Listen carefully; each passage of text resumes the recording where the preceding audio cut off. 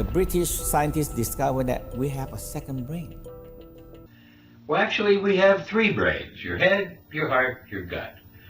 The head processes words, the heart emotion, the gut a deep gut feeling. And here, inside that gut, we have the largest network, tens of trillions of gut germs, sitting there helping us to be connected, get a feeling. You see, the second thoughts from the brain, but it really is a gut feeling that comes from the gut. And there's different types of thinking. We talk about divergent and convergent thinking, lateral, non-lateral. But we see that in the three brains, we have a word area in the head, an emotional area in the heart, and a connection, a kind of a gut feeling that connects to the universe inside our gut. Intuition core, and see, inside the gut and the heart is kind of a yes or no, whereas the brain has the ability to try to understand and think and analyze. But sometimes analysis really is not the best way. Sometimes that's a good tool, but for a master, it seems like maybe that the gut can be used. And see, the heart knows things that the mind can't explain. Here's your brain trying to find things that are worth living by, and the heart, inside there are things worth dying for. You follow your heart, take your brain with you, because the brain's there to help catch you in case there's mistakes so you won't get hurt again. But then inside that gut, we have that gut feeling, that non-verbal connection. Not of words, but this is where we really get that deep intuition. And the gut brain is innervated to the nonverbal right hemisphere, the seat of intuition, cosmic connection to the universe.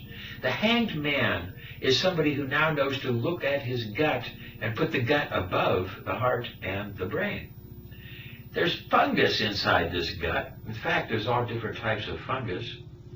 And the fungus communicate through a type of process, and plants communicate using fungus as well as animals. And inside the gut, these fungus produce communications into the brain through the vagus nerve. And it's amazing, but we should understand that this mycelial subspace network that's in the gut might help to explain some of our ways of seeing, our intuitions about the fungus that connects us all. I first proposed in the early 1990s that mycelium is Earth's natural internet. When you look at the mycelium, they're highly branched. And if there's one branch that is broken, then very quickly, because of the nodes of crossing, internet engineers maybe call them hop points, there's alternative pathways for channeling nutrients and information. The mycelium is sentient. It knows that you are there. When you walk across landscapes, it leaps up in the aftermath of your footsteps trying to grab debris.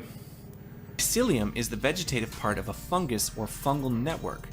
Basically, it's the webbing inside of a mushroom.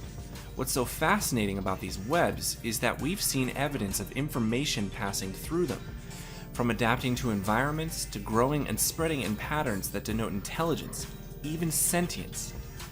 Mycelium has proven to be an incredible building block of life, that there could be a mycelium network across the entire universe, and certain organisms could connect with it and travel to any point in the universe they wanted via quantum entanglement. Here's an artist's picture of the mycelial network inside a human being. It takes an art form to balance this fungal network, to try to make sure that we keep candida and the happy hormones working, without it going into the fungus state, taking over, becoming opportunistic. This is a very deep science, along with the ideas of trying to keep happy and recognizing that food is our medicine and can keep our gut balance alive with food. Because you see, the brain is controlled by different neurotransmitters made in the bowel. Yes, made in your large intestine with the help of the bacteria. Over 90% of the serotonin, our happy hormone, is made in the gut by different yeast and bacteria. Yes, Candida is one of the key ones in its yeast state. Candida, Strep, E. coli, Enterococcus, these help to make the serotonin, our happy hormone. Candida in its yeast state will make that serotonin. Serotonin then stops Candida from becoming the fungus state. Yes, you see, that serotonin is an antifungal that will affect the system. We have the happy yeast making serotonin, and then the serotonin blocks the yeast from becoming the bad guy, the fungus state. And belly laugh can help to increase the serotonin and fight candida. These two microbes produce gamma-aminobutyric acid, or GABA, our chief inhibitory neurotransmitter, which has relaxing and anti-anxiety effects. And these two produce our motivation neurotransmitter, dopamine. So we basically have this huge mass of little drug factories sitting in our gut, pumping out different substances that affect the brain. In fact, the gut and its microbes appear to affect the brain so much that certain probiotics have antidepressant and anti-anxiety effects. Probiotics are basically substances you can take orally to stimulate the growth of certain microbes. One study found that a Bifidobacterium infantis probiotic had antidepressant effects on par with that of the antidepressant drug citalopram. So the gut affects the brain affects the gut. There's an interplay of these neurotransmitters. And candida plays a big part in making some of these. We have to recognize that we made some mistakes about treating candida and told people to take certain foods because we thought all candida was the enemy, and it wasn't. It's just the fungal forms. We need the serotonin. Now, I started working with this type of medicine back in the 70s and having great success. And then we recognized that we have to get off of this sugar. And the simple solution was to substitute natural applesauce for sugar in every recipe, equal quantities. And you don't miss the sugar. We use the Get Well to help to kill the bad bacteria. After that, we're going to use the microbiome reboot to restart the good bacteria. When there's extra fungus or lack of serotonin, we use the serolicotropic, which is an antifungal for the fungal state of candida. And the good mood also with the serotonin in it to help to also fight the fungus, elevate the mood. And the oxystim, the B15, is a vitamin that's extremely needed by all people for good mental functioning.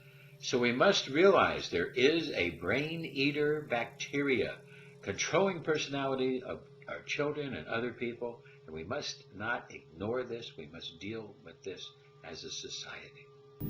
Yes, this bad bacteria can upset this balance between the heart, brain, and gut. And recognizing that the gut is connected to that right brain, that nonverbal seat of intuition, cosmic consciousness, all the different ideas of the dreams and our feelings and the Eastern way of knowing, all this comes through here, from the gut to the brain. And as we found with the Hanged Man, that putting the gut above the brain and the heart, recognizing the gut has a real solid feeling that should never be ignored, maybe should be listened to a lot more. And recognizing that the bad gut flora lowers the IQ, makes us unable to deal with stress, tension, lowers memory, creates mental disease. And people are not always mentally ill because they're drug deficient. They have to deal with the bowel flora causes, the gut flora. There is a voice that doesn't use words we need to listen to. And that's coming from two of our different brains. The voice is that word area, but see, deep there's another voice, not of words, that we need to listen to and be sensitive to understand more about our mental health.